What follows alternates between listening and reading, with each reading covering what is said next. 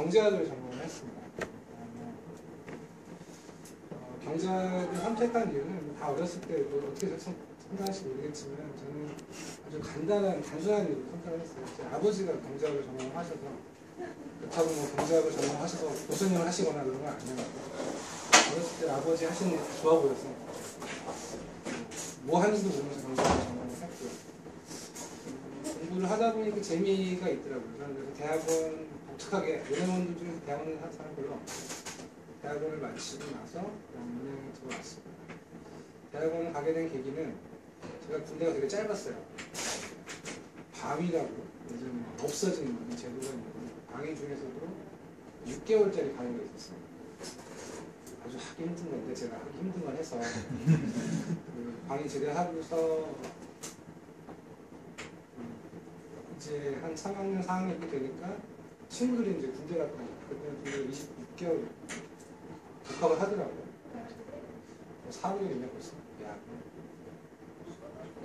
취직하겠다. 취직하면 술 좀 많이 사주고 이렇게 하기 힘들어요. 이거 뭐 월급 받아도 별 남는 것도 없을 것 같고 사회 나갈 준비도 안 되었던 것 같고 공부하는 게 좀 재미있었어요.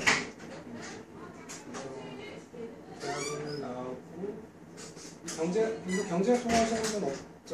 아까 공대가 많다고 하시는데 경제학이 이제 좀 사회과학 중에서는 좀 뭐랄까 좀 사회과학의 꽃이다. 좀 천재들의 학문이다. 뭐 이런 얘기들을 많이 하도 어떻게 하는지 모르겠는데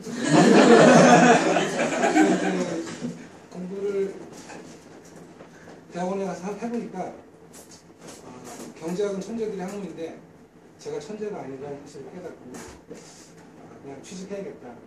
취직 준비를 해서 은행에 들어오게 됐고 제가 뭐 살면서 이렇게 후회 같은 건 많이 안 하는데 지금 그냥 후회는 아니지만은 조금 그래도 이랬으면 어땠을까 이런 생각이 드는 것은 그때 그냥 공부를 좀 더 했으면 어땠을까라는 생각을 가끔 하거든요. 이제 그때는 공부를 더 하면 그냥 교수님 되는 길밖에 없다고 생각을 했었거든요. 대학원 다닐 때는 교수님들이 멀리서 보기엔 굉장히 멋있어 보였는데 가까이서 조교를 하니까 생각보다 그렇게 멋있지 않으시더라고요. 그런 것도 그렇고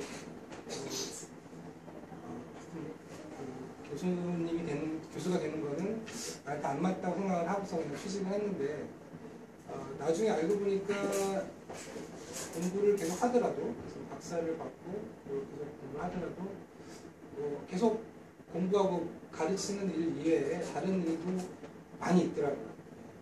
어차피 뭐 저희가 결국 졸업을 하고 취직을 해서 일을 하는 것은 저희가 노동자가 되는 거잖아요. 노동자가 되는데 노동자는 제가 보기에는 뭐 크게 보면은 육체노동 아니면은 지식을 파는 노동을 한다고 생각을 하는데 공부를 더 많이 했으면 좀 더 노가다 안 끼고 내가 갖고 있는 지식을 좀 활용해서 더 멋진 일, 좀 더 하고 싶었던 일을 할지 않았을까라는 후회라고 얘기를 하네요. 하여튼 조금 들더라고요. 그래서 공부에 더 할지 말지 대해서 고민되시는 분이 있으면 저는 후배들한테도 해봐라고 하고 있습니다.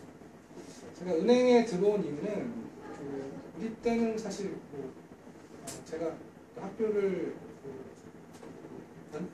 연세대학교를 나왔는데 91년도 여러분 저도 들어가면 잘 안 보는데 응답하라 일부사를 들으면 보셨어요? 여러분들 별로 안 보신 것 같은데 딱 그 배경이잖아요. 우리 때는 그렇게 취직 걱정은 안 하고 살았던 것 같아요. 저도 대학교 다닐 때 낭만이 있었던 것 같고 참 낭만이 없다는 얘기는 아니지만 현실에 많이 치이지 않고 대학생활 했던 것 같고 대학원 다니다가 취직을 해야겠다 생각을 하고서 그래도 공부하고 경제학이니까 맨 처음에는 이제 한국은행에 좀 들어가고 싶은 생각이 있었어요. 거기 이제 공부를 하면서 일도 할 수 있다는 생각이 들어서 그런데 뭐 한국은행만 지원할 수 없잖아요. 그래서 여기저기 지원하다 보니 그래서 한국을 포기하고 그냥 다른 은행들도 쭉 지원을 했다가 결국 신한은행 군대 됐었는데 신한은행이라는 데는 제가 선택한 이유는 당시 저를 뽑을 때 전문직이라는 스페셜리스트라는 타이틀을 저를 뽑아주셨어요, 은행에서.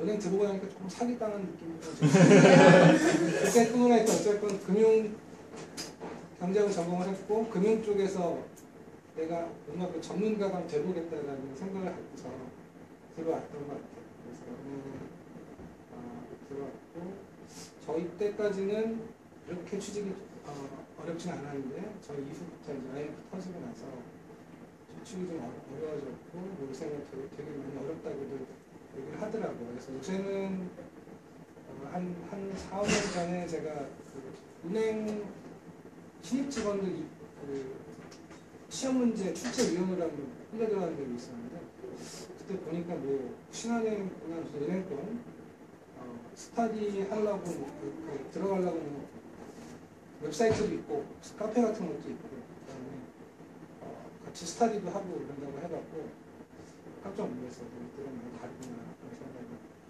했습니다. 그 은행 들어와서 제가 한 일은 은행원 다운 일은 별로 안 했고 다른 일들을 많이 했어요. 은행 들어가면 지점에서 이제 기업 금융을 하거나 개인 쪽 대상으로 해서 금융 서비스를 제공을 하거나 이런 일을 많이 하는데 저는 주로 본점에서 유가증권, 채권, 본드라고 그러죠. 채권 트레이딩을 하거나 파생상품이라고 들어보셨나요? 데리버티브스라고 잘 모르시는 것 같은데 그런 쪽 고객들한테 제공할 상품들을 만들고 팔기도 하고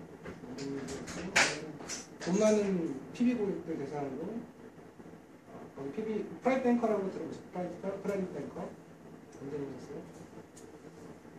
돈 많은 사람들 자산 관리해 주는 사람들 프라이빗 뱅커라고 하는데 그 사람들을 지원하는 일을 했어요. 포트폴리오도 짜주고 시장에 대한 리서치도 해주고 상품들, 금융상품들 그래서 제가 가장 은행에서 지금 한 17년 된 것 같은데 오래 하고 가장 전문적으로 일했다는 분야는 이제 금융상품을 만들어서 팔게 하는 일들이 많아요. 그러다 보니까 여기 뭐 공대 출신들이 많다는데 그쪽 분야는 공대 출신들이 많더라고요. 그러니까 이제 파생상품 관련해서 상품 트레이딩하거나 만드는 스트럭처링 관련된 일들은 공대에 가셔서 공부하신 분들 중에 제가 보기에는 약간 공대 체질이 아니신 분들 그런 분들이 많이 이쪽으로 진로를 바꿔갖고 하시는 분들이 있습니다. 농담으로 그런 친구들 보면은 나 같은 상둥이를 못 먹고 살려고 너희까지 이런 일을 하기도 했는데 하여튼 그렇습니다. 뭐 그런 쪽에 혹시 뭐 관심이 있으시면 여기 군대 계신 분들도 진로가 뭐 그런 쪽만 있는 건 아니다라고 말씀드릴 수 있을 것 같아요.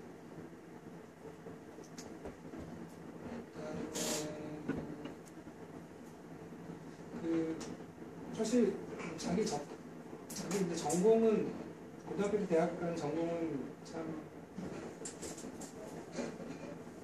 어떻게 보면 되게 중요할 수도 있는데 그렇게 고민 안 하고 선택을 많이 하는 것 같아요. 그죠? 누가 권해서 했다든지 아니면 뭐 저기 붙여주면 뭐 간다든지 저 점수에 붙여서 한국에서는 뭐 전공보다 학교 보고 간 경우도 많고 지금 선택하는 일은 참 장난이 아닌 것 같아요. 저 같은 경우는 지금 한 직장 들어 17년째 일하고 있기 때문에 그래서 참 저도 장래에 어떤 일을 할지에 대해서 고민을 되게 많이 했던 것 같아요. 도서관에서 공부를 하면서 고민을 했으면 더 좋았을 텐데 술 마시면서 고민을 많이 하고 그런 데 아쉬움이 있긴 하지만 결국 제가 제 진로를 선택한 방법은 제가 배운 경제학에서 배운 방법론에 따라서 경제학이 어떤 공부하신 분들이 별로 없으실 수도 있다. 희소한 이 자원, 그러니까 경제활동이라는 게 아주 풍족하게 다들 갖고 있지 않잖아요. 그죠? 그런 희소한 그 경제 환경 하에서 가장 최선의 선택을 하는 그런 거를 배우는 것이 경제학인데요. 저도 제가 갖고 있는 제약 조건 하에서 가장 최선의 선택을 한 것 같아요. 은행을 선택했을 때 이제 중요했던 것 중에 하나는 일단 내가 경제학을 배웠으니까 금융 쪽에 일을 해보고 싶다는 생각을 했었고, 왜 은행을 선택했었냐면은 당시 이제 IMF가 그러니까 입사 프로세싱은 IMF 터지기 전에 했고 입사는 터진 후에 했어요. 그래서 우리 때는 사람 뽑아놓고 사람은 똑같이 뽑았어요. 근데 그 와중에 응답하라에서 나오는 것처럼 회사가 망해서 그 회사를 못 들어가는 경우는 있었지만 뽑긴 똑같이 뽑았었거든요. 근데 하여튼 그 당시에도 금융권이 굉장히 안 좋았어요. 이제 IMF라는 게 이제 우리나라 금융하고 금융은행들하고 제조업체들이 도산을 했고 그리고 정부가 도산을 한 그런 이벤트였거든요. 근데 그 당시에는 주가지수가 지금 한 2,000포인트, 코스피지수가 2,000포인트 정도 하는데 그 다음에 지금 300 정도 됐어요. 정권에서는 뭐 말할 것도 없었고 당시 소위 이제 그 경영경제 전공하시는 분들 중에 가장 학점 좋고 잘 나가시는 분이 간다는 여러분들은 처음 들어볼 수 있지만 리스사라든지 종국사라든지 데가 다 망했어요. 그 하루. 그래서 갈 데가 은행밖에 없었어요. 금융권 쪽에서 은행밖에 없었던 상황이었고 후회되는 거는 은행에 대해서 잘 몰랐어요. 그냥 그 당시 은행이 월급 많이 줬거든요. 근데 지금은 은행이 별로 몇 군데 없죠. 지금은 한국 같은 경우에 국민은행, 우리은행, 신한은행 이렇게 큰 은행들밖에 없는데 그때는 은행들이 되게 많았어요. 한국은행, 산업은행, 국채은행 그때도 인기가 많았고 그 다음으로 인기 있는 데들이 신한은행, 하나은행처럼 그때는 막 성장하고 있는 은행들이었거든요. 왜 인기가 많았냐면 월급을 많이 줬어요. 승진도 빨리 시켜주고 그런 식으로 은행이 아무래도 퍼져나가다 보면은 지점도 많이 생기고 지점장 가게도 빌 거 아니에요. 그러면 아무래도 승진이 다른 은행들보다 빨리 될 수가 있는 거죠. 그래서 신한은행을 저희 직장으로 선택을 했었는데 뭐 하는지 몰랐어요. 전문가를 뽑아준다길래 감사하게 들어갔는데 사실 지금 돌이켜 생각해보면 전문가로 할 수 있는 일도 없었던 것 같아요. 대학원에서 경제학 전공을 하고 논문 쓰고 졸업했지만은 학교에서 배우는 거하고 회사에서 일하는 거하고는 정말 완전히 틀리거든요. 모르겠어요. 공대는 배우는 이론들 갖고 거기 가서 연구도 하고 이럴 수도 있겠지만 대부분 직장은 다 그런 것 같아요. 물론 학교에서 배우는 어떤 이론들 적용할 수는 있겠죠. 하지만 내가 현실을 알아야지 그런 걸 적용할 수도 있고 하는 건데 하여튼 어차피 일단 제가 드리고 싶은 말씀은 좀 정보를 많이 얻어서 직장을 구하는 게 좋을 것 같아요. 지금은 뭐 보면은 인턴들도 많이 하더라고요. 회사에서 인턴들도 많이 하고 그런 것들 모습을 보면은 되게 저는 되게 좋아 보이더라고요.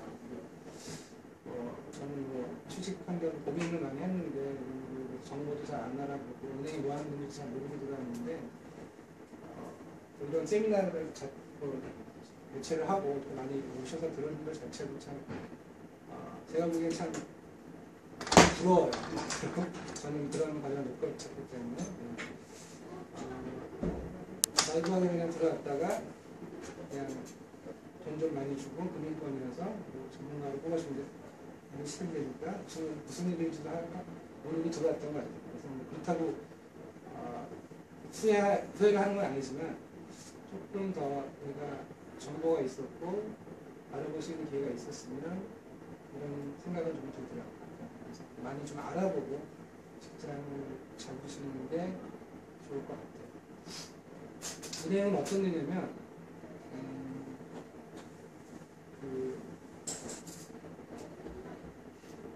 좀 보수적인 조직이에요. 은행은 좀 보수적인 조직이고 그 다음에 은행은 공공성을 갖고 있는 직장이에요. 특히 국내 은행은 더 그렇죠. 왜냐하면은 보니까 신한은행 고객이 제가 이거 밑에 이 슬라이드 넘기지 마시고 말고는 이제 IR 자료를 갖고 왔는데 신한은행 고객이 2,200만 명인가요? 그럼 국민의 반 이상 경제활동을 할 수 있는 인구의 반 이상이 신한은행 고객이라는 얘기죠. 은행이 망하면 어떻게 되겠어요? 그 피해가 사람들한테 다 돌아가겠죠. 그래서 은행은 보수적일 수밖에 없는 데인 것 같아요. 그래서 어떤 금융 감독 당국이나 아니면 정부의 컨트롤을 굉장히 많이 받는 직장이 은행인 것 같아요. 그 이유는 국민 경제에 미치는 영향이 너무 크기 때문에. 그래서 그런 것 같아요. 휴대폰 없으면은 불편을 하겠지만 할 수는 있잖아요. 은행은 사람들이 다 예금을 맡겨놓고 이자를 예금을 맡겨놓고 거기서 자기 자산도 증식도 하고 자기가 돈이 필요하면 은행을 통해서 빌리기도 하는데 은행이 갑자기 부실해져갖고 내가 맡긴 예금이 지급이 안 된다고 하면은 국가에 굉장히 큰 영향을 미치잖아요. 그래서 은행은 그게 어쩔 수 없이 그렇기 때문에 되게 보수적인 거고 그래서 이제 언론이나 이런 영향을 되게 많이 받아요. 제가 보기엔 공무원 다음으로 무슨 뭐 한국을 기준으로 말씀드리면 공무원 다음으로 공기업들 있죠. 무슨 뭐 한국전력이라든지 정부가 투자한 그런 기업들 그 다음으로 은행들이 그런 영향을 많이 받는 것 같아요. 세월호 사건 때문에 공무원들 곱실에 다니지 말라 이런 얘기를 하면 그런 여파가 바로 은행원들한테 볼 수밖에 없는 것 같아요. 그리고 이제 금융기관 이제 우리나라 같은 경우는 이제 삼성전자, 현대차처럼 큰 제조업체들 있잖아요, 그죠? 우리나라 경제 규모보다도 훨씬 더 많이 큰 글로벌한 성공한 이런 기업들은 많이 있잖아요. 근데 은행은 없죠. 은행은 그런데 그런 은행이 없죠. 신한은행만 해도 저희가 이제 홍콩 과기대하고 제휴를 해서 30년 정도 석사과정을 한 3년 전에 보냈었는데 과기대 담당자가 신한은행을 처음 들어봤다 그러더라고요. 그럴 수밖에 없을 것 같아요. 왜냐하면 뭐 해외에서 한 게 없으니까. 금융기관, 은행은 국력하고 비례할 수밖에 없어요. 한국의 사이즈에는 거기에 맞는 은행밖에는 나오지 못하는 것 같아요. 뭐 여러 가지 이유가 있겠지만 일단은 우리나라에서 사용되는 통화가 달러가 아니라 원화이기 때문에 볼 수도 있을 것 같아요. 조금 물론 우리나라 경제 규모가 더 커지고 또 은행을 감독하는 정부나 금융 감독 당국들이 좀 더 나아지면 더 은행들이 좋아질 수는 있겠지만은 우리나라 은행들이 예를 들어서 무슨 HSBC나 뱅크 오브 아메리카나 이렇게 한순간 커지기에는 쉽지는 않을 것 같아요.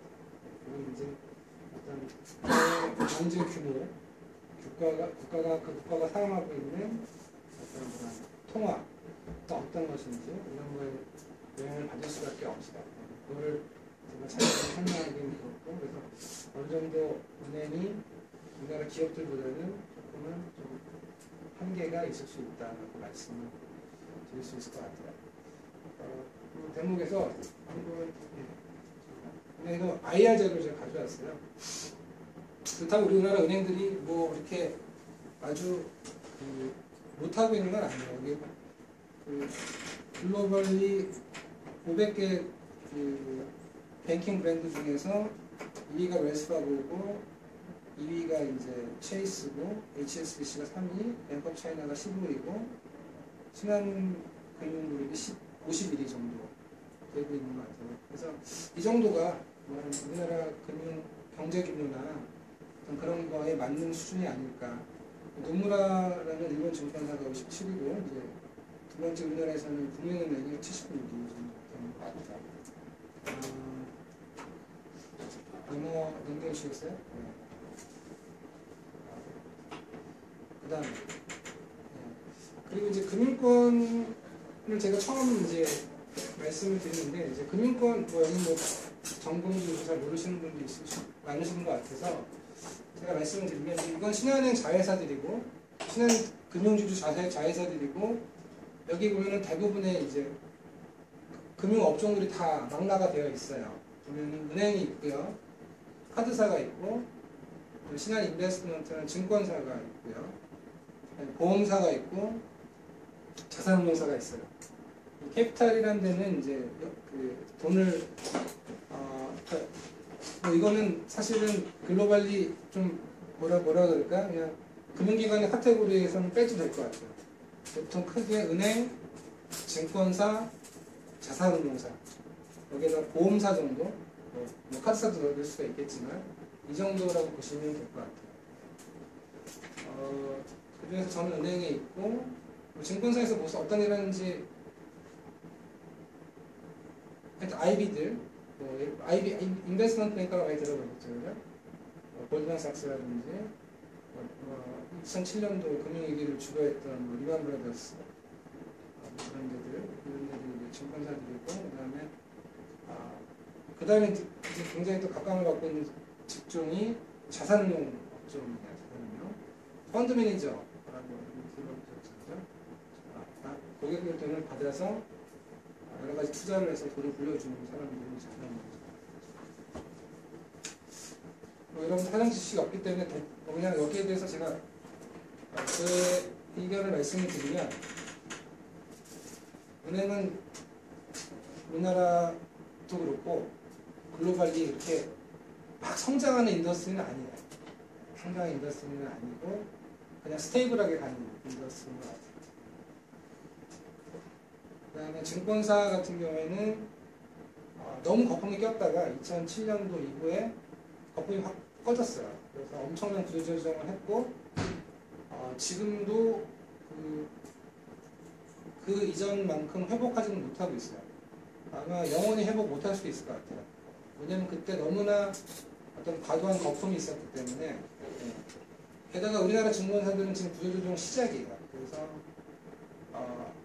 거의 그러니까 지금 증권에서 다니시는 분들 중에 짠있는 분들이 굉장히 많을 거예요. 우리나라 증권회사 같은 경우는.